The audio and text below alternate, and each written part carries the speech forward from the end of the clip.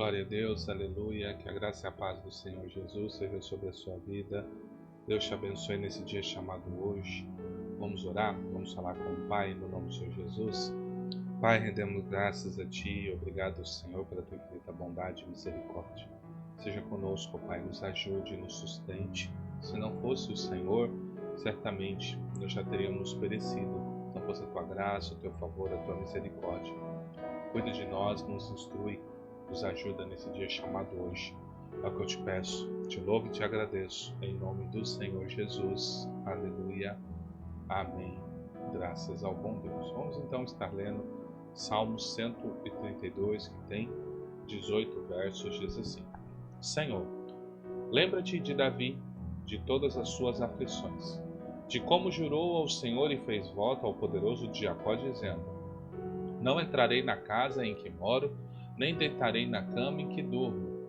Não darei sono aos meus olhos, nem repouso às minhas pálpebras, até que eu encontre um lugar para o Senhor, uma morada para o poderoso de Jacó.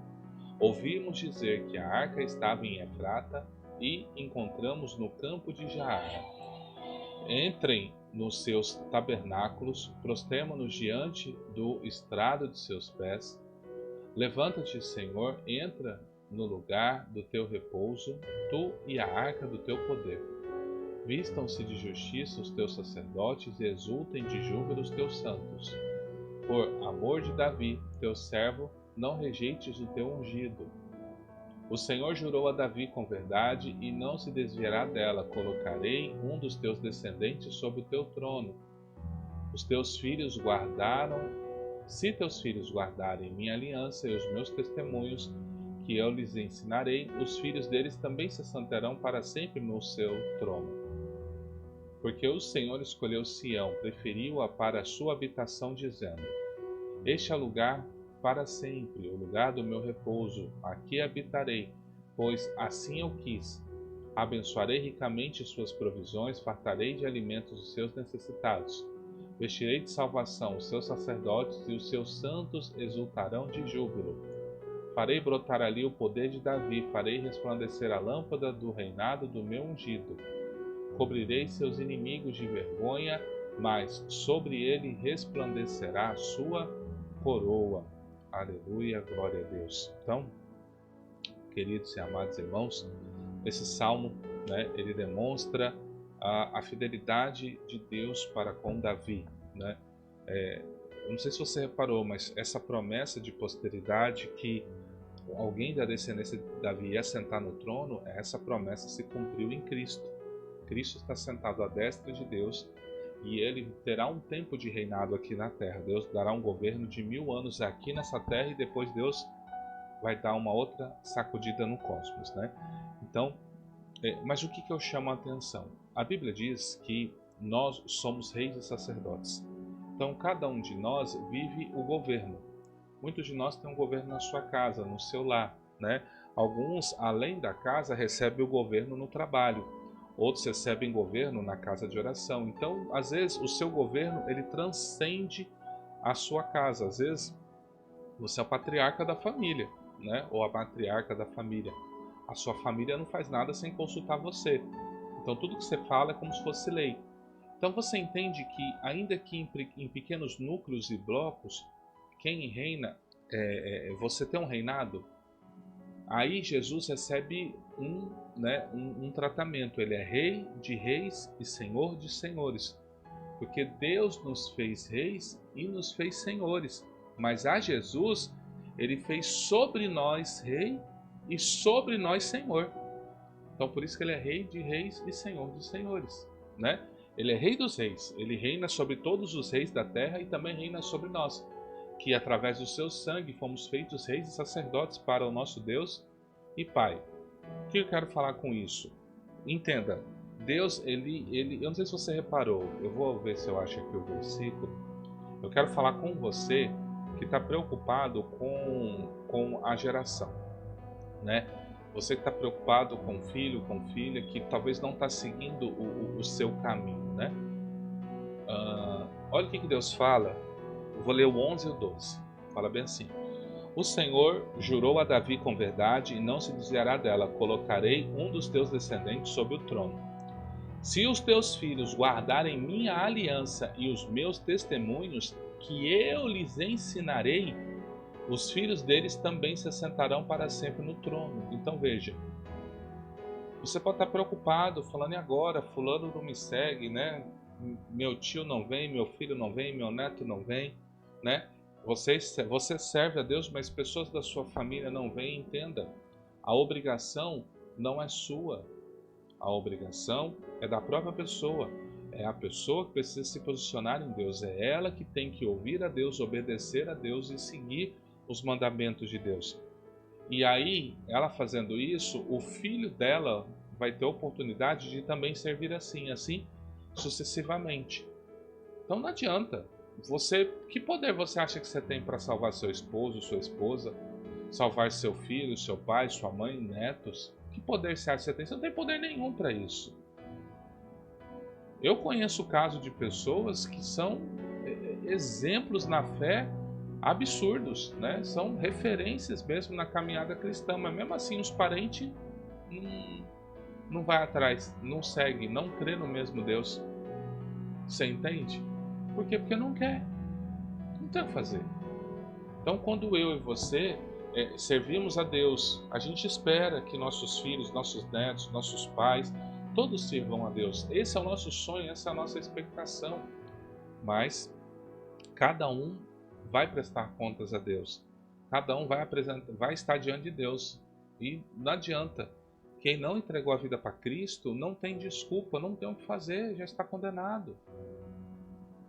Então o que você faz? Você vive crendo na promessa.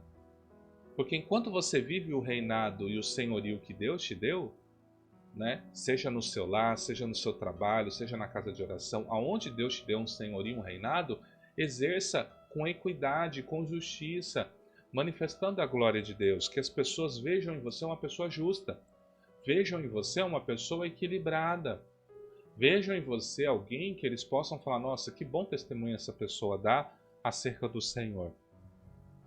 Agora, se mesmo as pessoas vendo isso, elas não querem servir, é mais uma condenação para elas, porque elas estavam diante de um homem e de uma mulher de Deus e mesmo assim escolheram não vir.